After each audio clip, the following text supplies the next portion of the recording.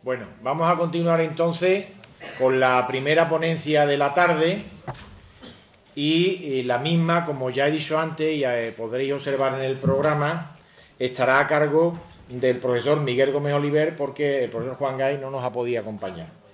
Brevemente, para no perder más tiempo, el profesor Miguel Gómez Oliver es catedrático de Historia Contemporánea de la Universidad de Granada y prácticamente ha concentrado sus trabajos de investigación en lo que es el primer tercio del siglo XIX, fundamentalmente en aspectos económicos, y es un grandísimo conocedor sobre uno de los fenómenos más interesantes de la España del siglo XIX, como fue las desamortizaciones, tanto la de Mendizábal como la de Madoz, que él ha estudiado muy profundamente y muy bien en la provincia de Granada.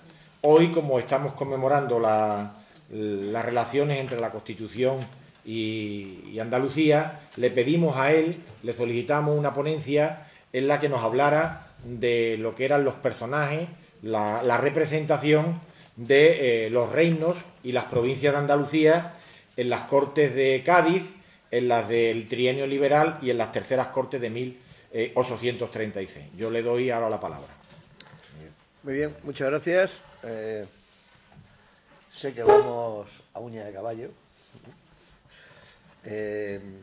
Quiero en primer lugar expresar mi agradecimiento a los profesores Caro Cancela y Ramos Santana, a mis amigos Diego y Alberto y Diego, por haberme invitado a este congreso. La verdad es que es estimulante. Y luego también quiero empezar pidiendo perdón, porque Diego acaba de decir que me he dedicado fundamentalmente a la historia agraria y a los movimientos sociales campesinos, con lo cual hay una parte enorme de osadía cuando voy a hacer una ponencia sobre representantes políticos en las Cortes de Cádiz. Y muy especialmente cuando tengo a mi derecha, solo posicionalmente, a quien es el editor de un libro que sale el mes que viene sobre las biografías políticas de diputados y senadores de las Cortes de Cádiz hasta el sexenio. Con lo cual, bueno, pues la verdad es que me siento con una cierta zozobra. Con una cierta zozobra. Pero bueno, el tema yo creo que merece la pena y es un reto. Y es un reto porque, y paso directamente a la intervención, no voy a decir lo que voy a hacer, sino que voy a decir, al estilo de mi primer primo alemán, el segundo espero que no me llegue, pero yo tengo un primo alemán que se llama Carlos Marx, el otro es el doctor Alzheimer, pero bueno, ese espero que no me llegue. Cuando escribía las tesis sobre Feuerbach, decía 1, 2, 3, 4, 5, 6, 7 y era enormemente contundente. Yo no voy a ser tan contundente, pero sí voy a expresar con mucha claridad mis posiciones, independientemente de que éstas sean o no acertadas. Y, desde luego, la claridad y la contundencia pues quitan mucho de los matices que son absolutamente fundamentales por otra parte de la historia, pero de las que lo haremos si esto se publica y si no, en la discusión si es que la tenemos. Recogiendo algunas cosas de las que decía ayer Juan Sisinio Pérez Garzón en su primera ponencia, en la ponencia inaugural, al respecto del uso de los lenguajes políticos. Y no solamente del uso de los lenguajes políticos, sino del uso de los conceptos. A mí se me ha pedido que haga una ponencia sobre los diputados andaluces en las Cortes de Cádiz, en las Cortes del Trienio y en las Cortes de 1836. Y yo lo primero que tengo que preguntar es si hay diputados andaluces. Tengo que decir que no. Porque no hay conciencia de ser andaluz. Los diputados en Cádiz, en el Trienio y en 1836 no son andaluces, son diputados nacionales. Y en las Cortes de Cádiz incluso están dudando si son unas Cortes estamentales o son otra cosa. Y se están planteando ese gran debate. ¿Son unas cortes estamentales al uso de las cortes que han tenido los reinos castellanos desde 1000 años atrás? Y de hecho, una parte de los diputados en Cádiz son diputados por las ciudades que tenían votos en cortes. No todos, ni mucho menos. Y se produce una tremenda transmutación. Esos diputados que no sabían si iban a hacer unas cortes estamentales o qué, se convierten en diputados nacionales. ¿Y qué es ser nacional? En 1812, ¿eh?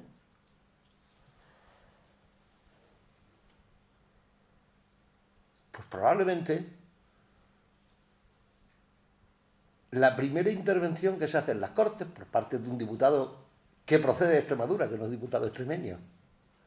Porque solo en las Cortes hay un diputado que dice que no es diputado por Cataluña en este caso, sino que es diputado de Cataluña. Con lo cual ya empezamos a ver un poco por dónde van las historias, ¿no? No lo digo en sentido peyorativo, ni mucho menos. Es decir, uno de los problemas que se va a discutir en las Cortes, aunque nunca se discuta como tal, es si la nación que se va a hacer es una nación federal o qué es. Y ese es un debate importante en la vida liberal y democrática de este país. No nos llevemos a engaño. Lo transmuta el discurso de Muñoz Torrero, el primero, que va a dar lugar al tema de la soberanía nacional. Y parece milagroso, y no lo es.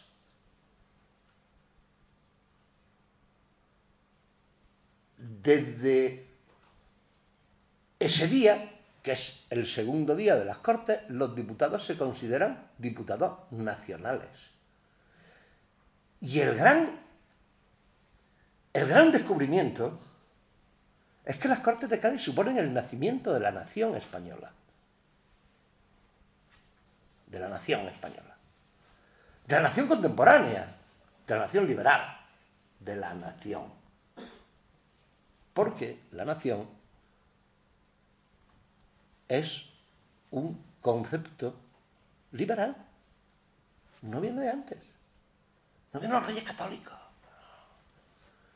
Los diputados que llegan aquí,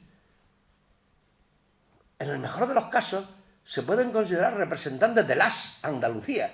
Y es mucho decir. Por tanto, primera cuestión, vamos a no llamarnos a engaño. No hay diputados andaluces en las Cortes de Cádiz, porque no hay conciencia de andaluces. Son diputados y se convierten en diputados nacionales. Segunda cuestión, que también de alguna forma retoma lo que decía ayer Juan Sesinio. El tema de la polisemia de los conceptos. Y por tanto, el tema de la polisemia en los significados políticos de los diputados. Liberales y absolutistas. Serviles y liberales. Pues efectivamente, a lo largo de las sesiones de Cortes, sí que se van haciendo 2 o 3, o quizás 4, líneas distintas, líneas políticas distintas. Pero yo lanzo la pregunta, y la lanzo como tal pregunta, yo no la tengo resuelta. Liberales y absolutistas, sí. Pero en 1810, en la isla de León, después en Cádiz, sitiada, son diputados españoles. Que diga yo, esto tiene narices, Quien me conoce, pues seguramente dirá, Miguel está volviéndose neocon. No. Es que creo que lo que están haciendo en las Cortes de Cádiz es una nación. Y es un concepto nuevo. Y es un concepto importante. de cuya importancia seguramente ni sus propios protagonistas eran conscientes, pero cuyo resultado es ese. Y entonces, alguien tan poco sospechoso como Rico y Amat en 1864, el autor de la historia del parlamentarismo español, está diciendo: hay diputados que piensan como los liberales y sienten como absolutistas, y viceversa. Pero son diputados. Y todos ellos, por lo menos hasta la revolución de mayo de 1814, el manifiesto de los persas, lo que están diciendo es: somos representantes de la nación española. Ahí lo dejo. Naturalmente, en eso hay una parte importante de algo que es absolutamente novedoso en la historia de España. Ayer lo llamaba Juan Sichinio la opinión pública, y yo voy a concretar algo más: la influencia de la barra y de la galería en la isla de León y en Cádiz, la influencia de la prensa en los propios diputados. Cuando te aplauden, te creces; cuando te abuchean, o te creces, si eres un toro bueno, te creces en el castigo, pero si no, te vienes abajo. Está habiendo una influencia sobre la actuación y sobre las propias posiciones políticas que van a ir adoptando en el transcurso del tiempo los diputados por parte de la barra y por parte de la galería y por parte de la prensa. Y yo creo que eso es absolutamente novedoso e importante, y moderno y contemporáneo en la historia de España. Por primera vez hay una expresión de la opinión pública que no es directamente controlada ni controlable.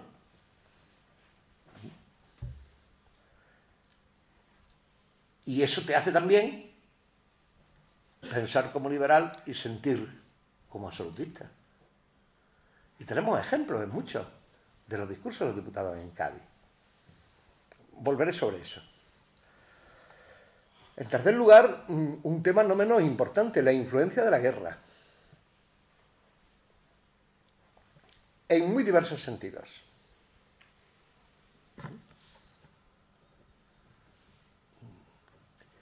Se están haciendo unas cortes que hacen una constitución, que legislan y que cambian todo el concepto de la política del Estado absolutista en una política liberal, en un Estado liberal, bajo la influencia de una guerra que estamos perdiendo.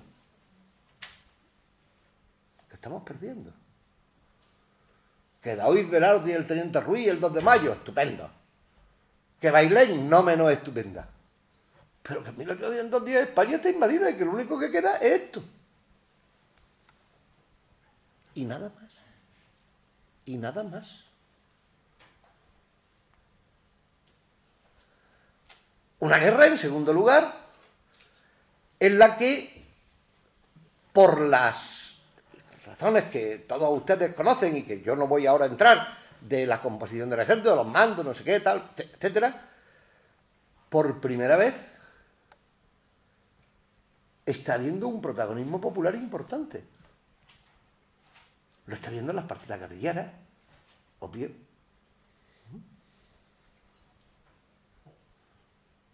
Estamos teniendo alianzas impensadas. Nos aliamos con Gran Bretaña. O Gran Bretaña se alinea con nosotros, evidentemente por razones de geopolítica internacional y del tema napoleónico, claro. Pero 10 años antes, la Armada inglesa ha bloqueado el puerto de Cádiz para dejarnos hacer la carrera colonial, ¿no? Y resulta que a Wellington lo hacemos poco menos que un héroe. Y le damos el Soto de Roma en Granada, ¿no? Un latifundio de narices. Y que Blake es otro héroe. Bueno, pues, queridos, queridas, eso forma parte también del complejo, contradictorio, difícil y hermoso, diría yo, proceso de la Revolución Liberal. Claro. E insistiré en el primer aspecto que comentaba, la idea del protagonismo popular. Porque eso va a llevar a los diputados en Cortes en Cádiz a que se haga un sufragio masculino, por supuesto, cuasi universal. Con restricciones, pero cuasi universal.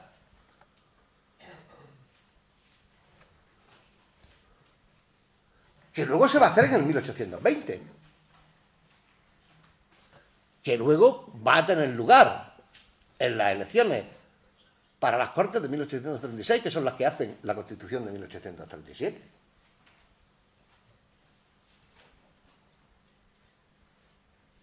Pero al mismo tiempo, y no lo olvidemos, porque las cosas no son unilaterales, van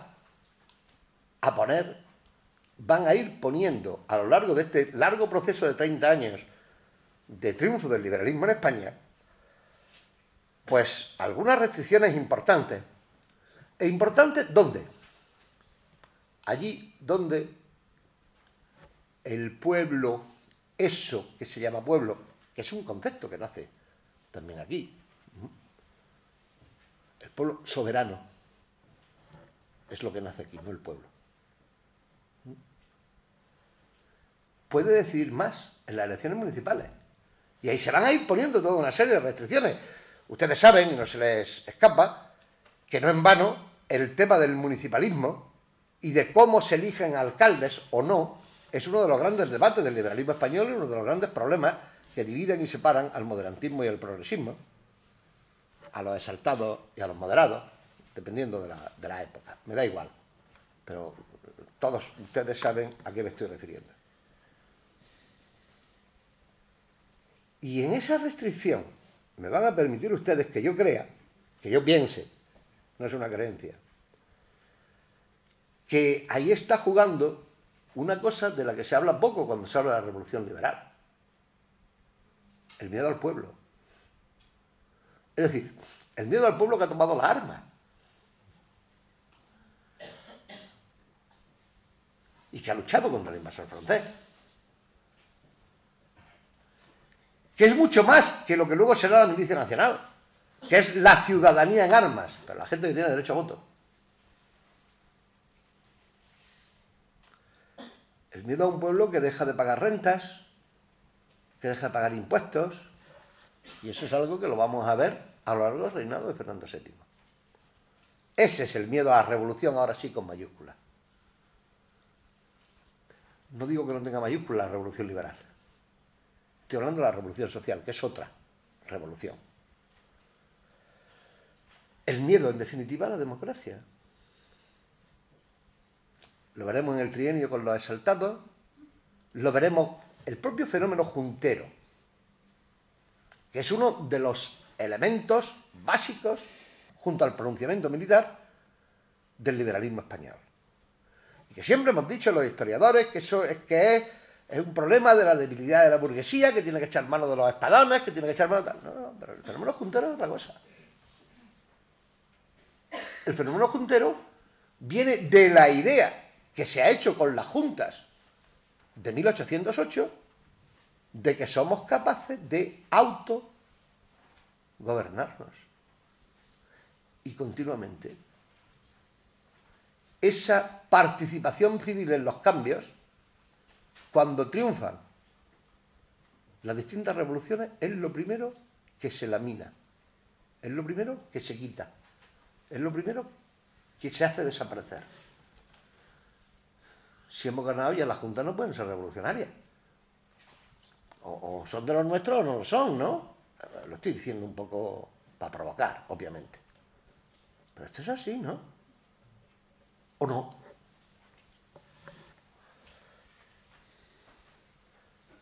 Es, por tanto, de lo que estamos hablando, de un proceso largo y contradictorio.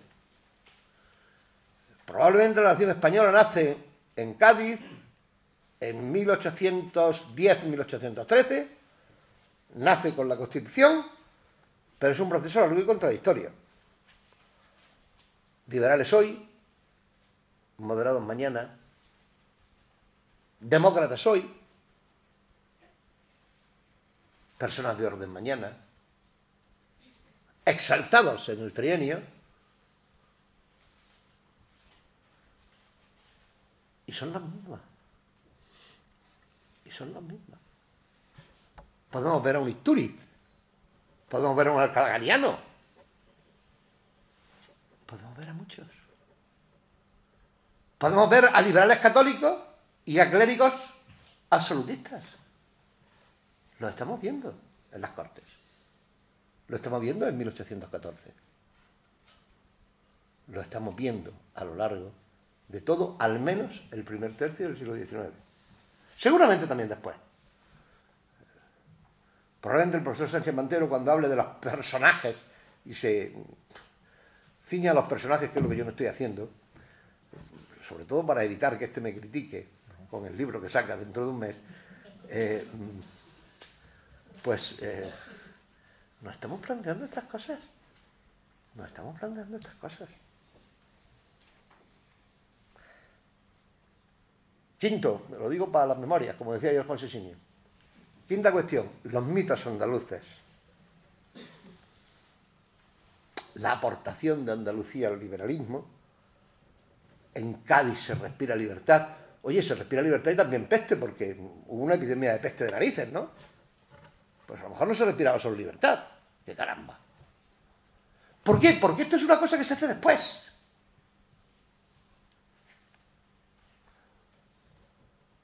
Porque los mitos son los mitos de la memoria. En las distintas etapas de la historia, además, ¿eh? Yo sé que si están ustedes pensando en otros momentos de la historia, pues yo lo que estoy diciendo como que no. Bueno, se hacen mitos de la memoria. Y la memoria además se utiliza para mitificar según qué actuaciones o acciones en los años venideros. Eso siempre lo hacen los vencedores, algunas veces lo hacen los vencidos. Y ahí está lo mal que nos está saliendo. Me considero vencido de la última. Pero claro, ayer decía Salvador Cruz, hablando de los mitos andaluces, que en 1814, en mayo, con el manifiesto de los persas, no hay resistencia alguna. No hemos creado una nación liberal. ¿Qué pasa? Quiero decir de nuevo, la historia es muy compleja. No nos llamemos a engaño. Esto no es lineal. Esto es normalmente contradictorio. O el levantamiento de Riego, el pronunciamiento de Riego. Y decía, están 3 meses dando vueltas por Andalucía y no hay manera y no le hace ni puñetero caso, perdón por la expresión, nadie. Pero bueno, pero ¿no es Andalucía la tierra de la libertad? Pues a lo mejor no. ¿O de qué libertad estamos hablando? ¿Y de qué estamos hablando cuando hablamos de libertad? El uso de los conceptos. El uso de los conceptos. Yo sé que esa banda que habéis tenido hoy un examen de paleografía, espero que haya salido muy bien, pues no estáis en este debate, pero darle vueltas, porque en definitiva, cuando hablamos de historia, ¿de qué hablamos? Hablamos de nosotros mismos,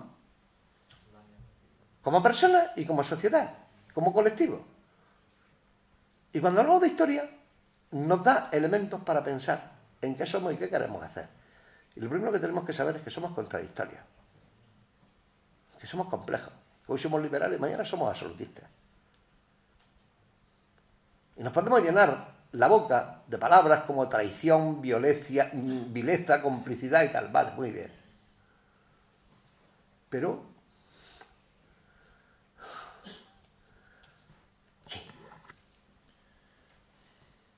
O del más vale honra sin barcos que vascos sin honra. Pero, hombre, por Dios, vamos a ver, vamos a tener los barcos por lo menos, porque si no... Claro, este señor se llama Méndez Núñez, pero se llama de nombre Don Casto. Pues a lo mejor tenía algo que ver.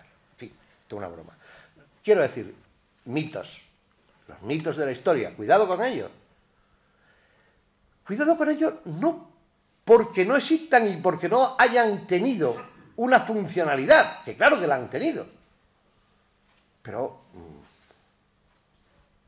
sepámoslos, descubrámoslos. No digo desenmascarémoslos, digo descubrámoslos. Sepamos qué significa. Y nos haremos una opinión atinada. Sexta cuestión. Y vuelvo al tema del municipalismo. Efectivamente, el interés fundamental de las personas de a pie, está allí donde viven, en las comunidades locales. ¿Por qué? Porque es el espacio completo, sobre todo en el siglo XIX y a principios del siglo XIX, el espacio completo. Y cuando hablo de espacio completo, hablo de espacio vital, de espacio económico, de espacio político. Y es lo que crea identidad. Yo soy de Purchena. Y usted de Corte y Graena. Y usted de Trebujena. Y cuando decimos eso, no estamos pensando ni en Granada ni en Cádiz, y seguro mucho menos en Andalucía. Nuestro espacio completo. Y en comunidades rurales muy cerradas, donde la vida se hace dentro de, pues esa es la identidad. Esa es la identidad. Y por tanto, la identidad local de los agentes sociales es muy importante. Pero cuidado, siempre y cuando no mitifiquemos las comunidades locales como unas comunidades democráticas, igualitarias, capaces de gestionar sus recursos al estilo de Rousseau. No. Está viendo cómo, más allá de las comunidades locales, como en España, una alta diferenciación social interna. No hay más que ver cuando se hace la suerte de repoblación, digo, en los reinos andaluces, y se empiezan a dar suertes de tierra más o menos igualitarias, y a los 50 años de igualitario nada. Pues unos han vendido, otros se han enriquecido, otros se han...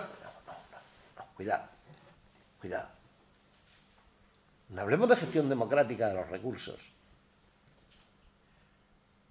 si no hablamos al mismo tiempo de diferenciación social interna. Una sexta, me parece, que cuestión. Independientemente de que el Corte Inglés haya hecho lo de la Pepa, que me parece que ha sido una banalización del asunto, hoy había una discusión muy interesante. Yo me he ido a comer con don Miguel Artola y con Alberto, entonces me he enterado de algunas cosas que vosotros no habéis enterado.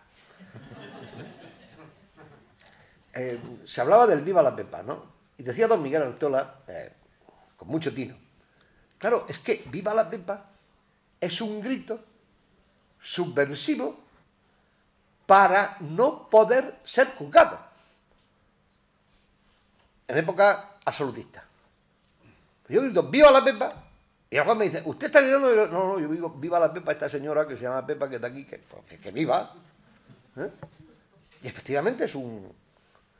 Y Alberto decía, dice, sí, pero yo detecto finales del siglo XVIII el Viva la Pepa como una cuestión de Viva Cartagena. Sí, vamos, como algo que Viva la Pepa es banal, no tiene nada que decir, no tiene nada que hacer, seguramente la ponencia que esté haciendo el Viva la Pepa en el sentido del siglo XVIII. Bueno. Pero el Viva la Pepa, tomémoslo en el sentido que decía don Miguel Artola, como un grito de libertad, en 1814 se convierte en Vivan las Caenas, ¿no? ¿Qué ha pasado?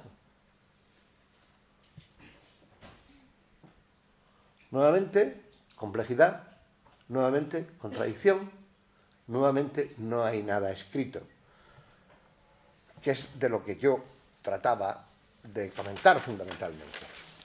A partir de aquí vamos a ir a cosas más concretas, el tema de la ideología y de la sociología de los diputados en Cortes. Bueno, yo creo que seguramente todos ustedes conocen la composición social de los diputados, voy a pasar incluso de ella. Sí me interesan las alineaciones políticas, porque claro, las alineaciones políticas no son solo absolutistas y liberales. En las Cortes de Cádiz hay más matices. Hay un matiz muy importante, que son los diputados americanos. Pues claro, lo decía ayer también Juan Sesinio, pero esta vez no se lo he copiado yo, bueno, yo lo tenía escrito. Cuando el artículo 2 de la Constitución dice que los españoles son los españoles de ambos hemisferios, es estupendo. Pero es que está empezando a los españoles del otro hemisferio decir que de españoles nada. Que mexicanos, que argentinos, que tal. No se lo podían esperar los diputados en Cortes. Y eso está mediatizando no solo las Cortes de Cádiz, sino el proceso de triunfo de la Revolución Liberal en España, la independencia de las colonias americanas, donde además nos estamos gastando dinero, hombres, sangre, recursos, etc. Españoles de dos hemisferios. Mundial. Si no querían. ¿Le habíamos preguntado? Seguramente no. ¿Se podía hacer esa pregunta? Seguramente tampoco.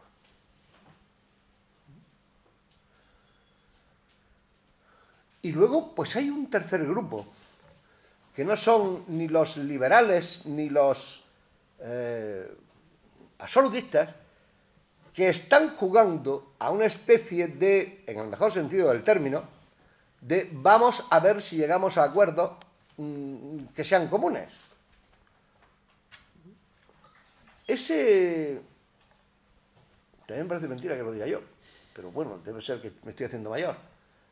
Ese sector políticamente que hoy llamaríamos de centro, que ha existido siempre en la historia de España contemporánea, al que le hemos dado, los que le hemos dado, y yo se lo he dado, un papel poco menos que inane, lo diré en términos suaves, pues resulta que juegan un papel importante políticamente hablando.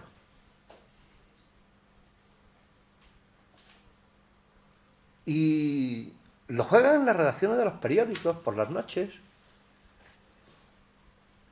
Y lo juegan en el oratorio de San Felipe Neri.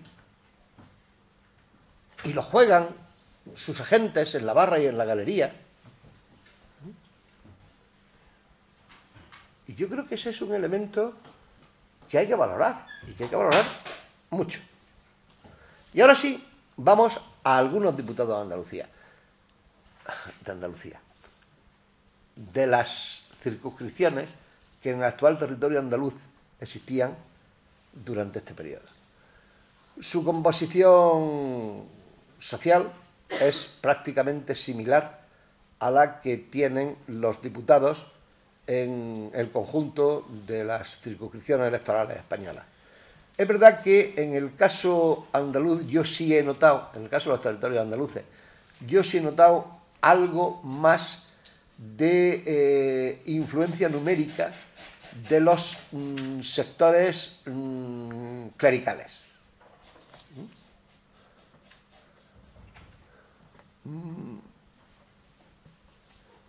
Y menos, increíblemente, de profesiones liberales, excepto los diputados suplentes de Cádiz. Pero los diputados suplentes de Cádiz no son diputados suplentes de los territorios andaluces, son diputados suplentes de los... También en los territorios andaluces, cuando no pueden venir, Los diputados suplentes de Cádiz sí que son de lo que podríamos denominar, en términos clásicos, la burguesía comercial, tal, profesiones liberales.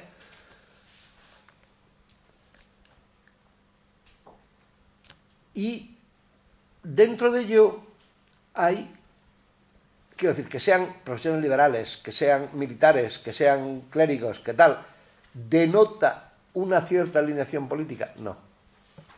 No, vamos a encontrar clérigos furibundamente absolutistas y clérigos como el cura Torrero de Algeciras, digo porque era de aquí, que es un absoluto liberal, incluso un liberal exaltado.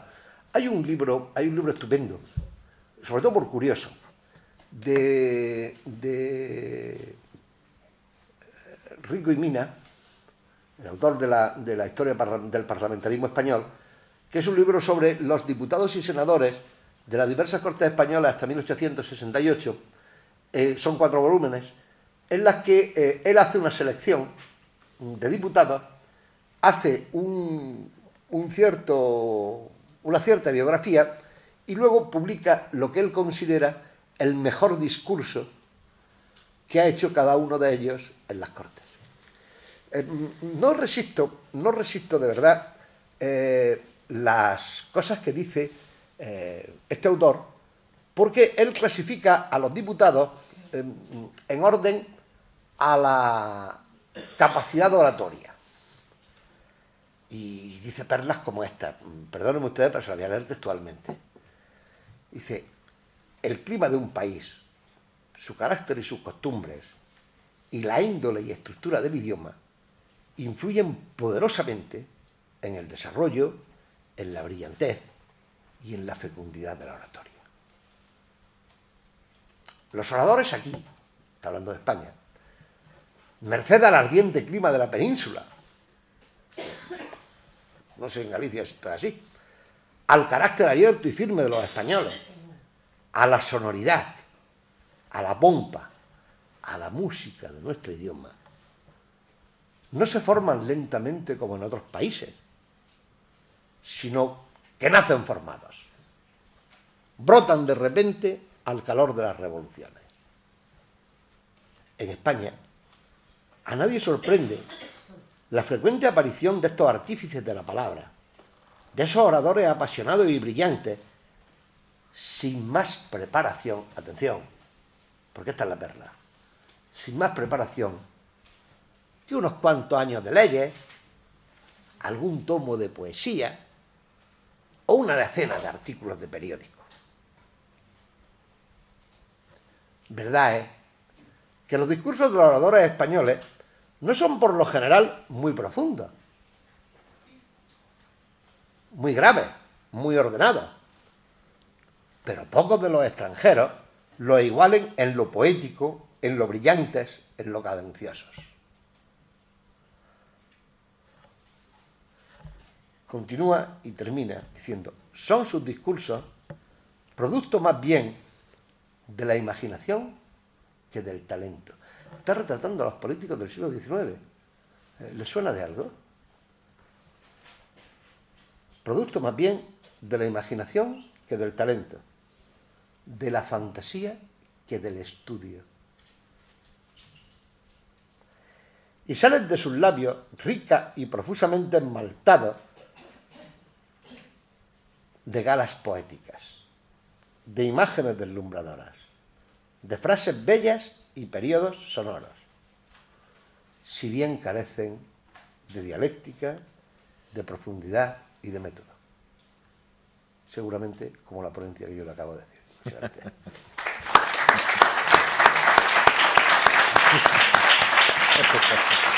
Que no voy a dar la lista de los... Está bien. Muy bien, muchas gracias al profesor Gómez Oliver.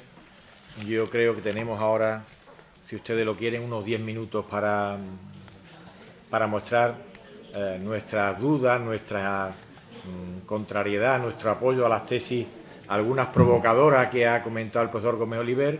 Así que si ustedes quieren, podemos establecer un breve debate. Ustedes tienen la palabra. Venga, ¿alguien quiere intervenir?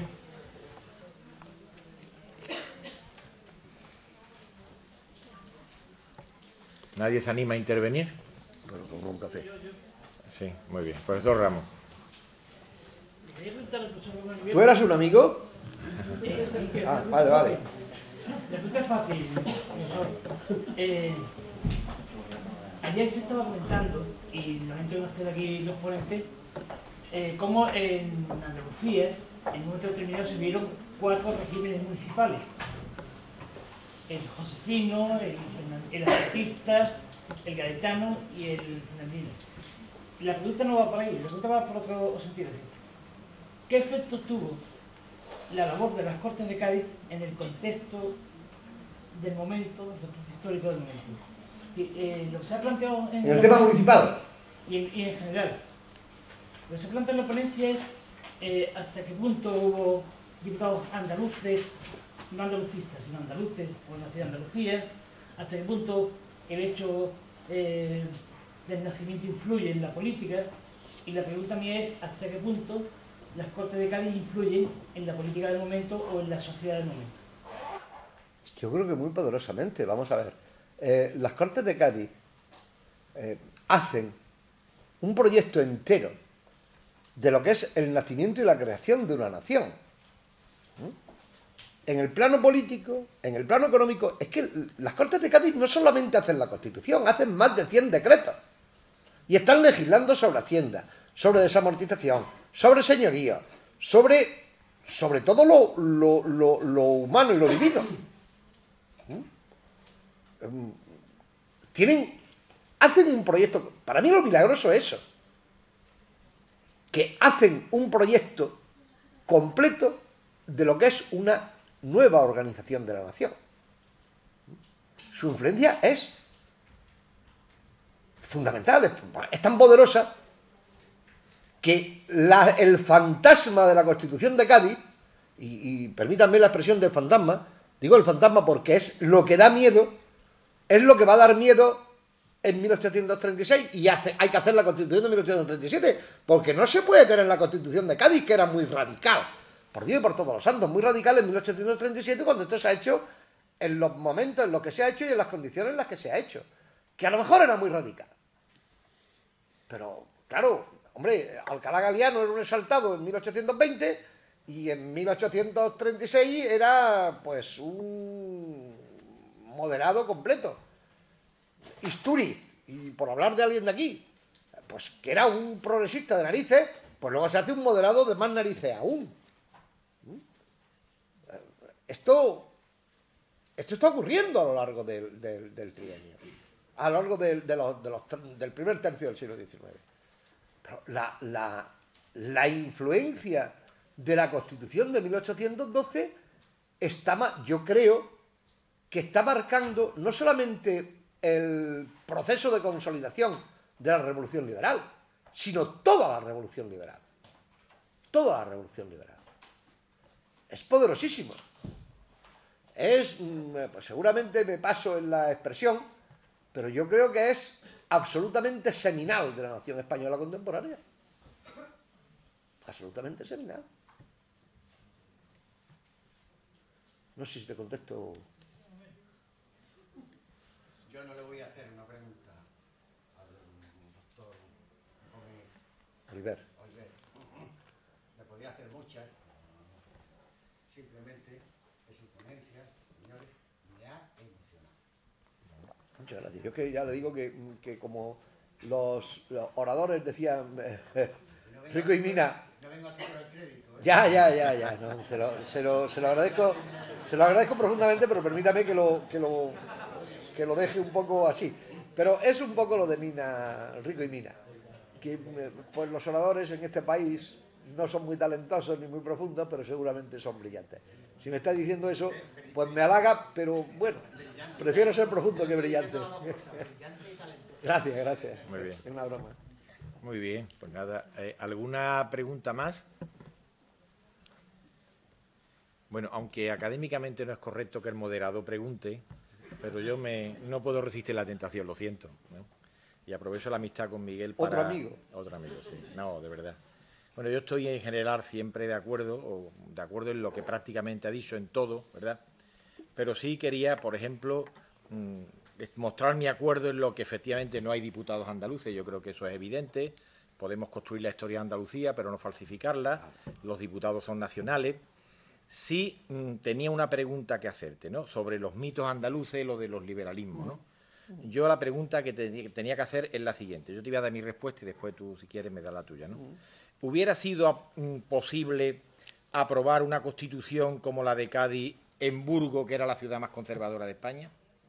O dicho de otra manera. No, porque no hubieran podido llegar los diputados americanos. Bueno, ya, sí, pero... No, es que son quiero decir, importantes.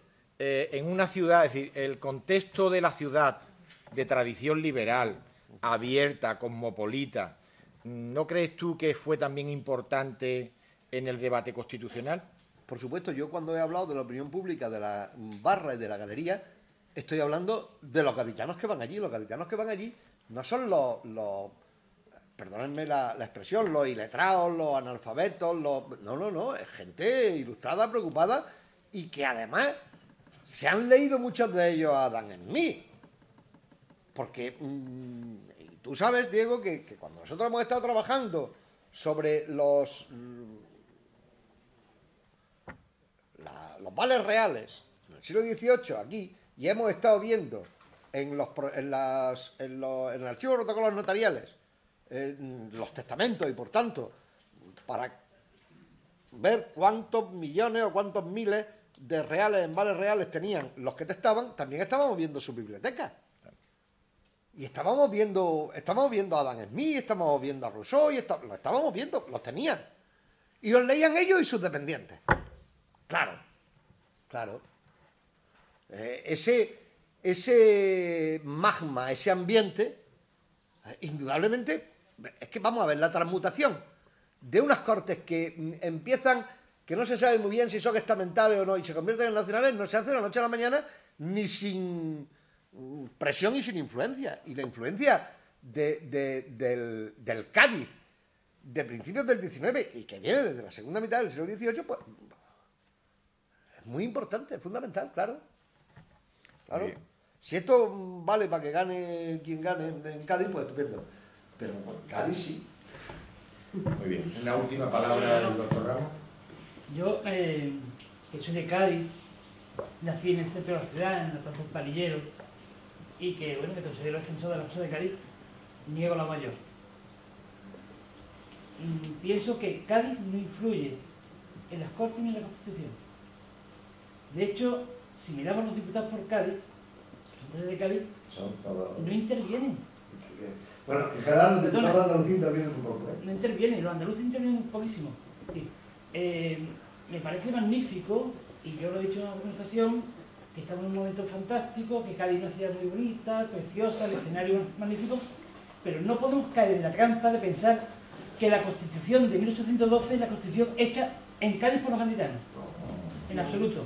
Y que no se puede pensar tampoco que esta Constitución no hubiese salido en otra ciudad.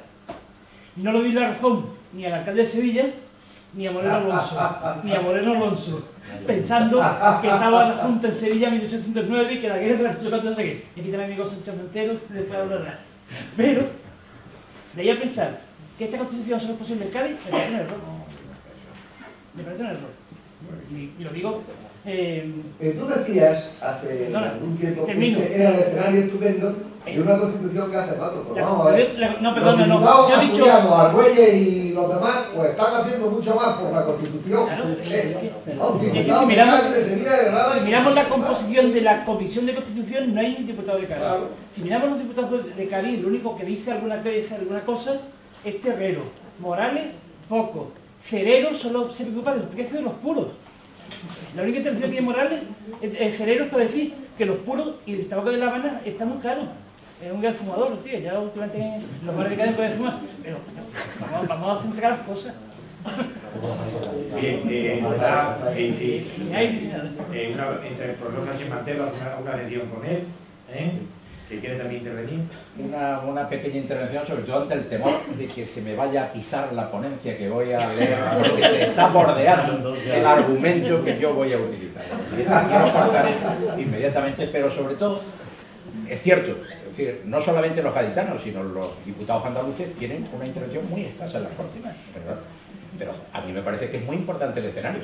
Sí. Es decir, el hecho de que no solamente si se hubiese celebrado las Cortes en Burgos, sino si se hubiesen celebrado en Cáceres o en Tarragona. Yo creo que el resultado hubiese sido distinto, porque el ambiente, el liberal, lo que aquí se charlaba en la calle ancha, es decir, el espíritu que aquí latía de libertad, de reforma y tal, no lo había en otro sitio. Por consiguiente, yo creo que de alguna manera eso tuvo que intervenir para el resultado final. No es inocente el hecho de que las Cortes se hayan celebrado en Cádiz si se tienen en cuenta los resultados.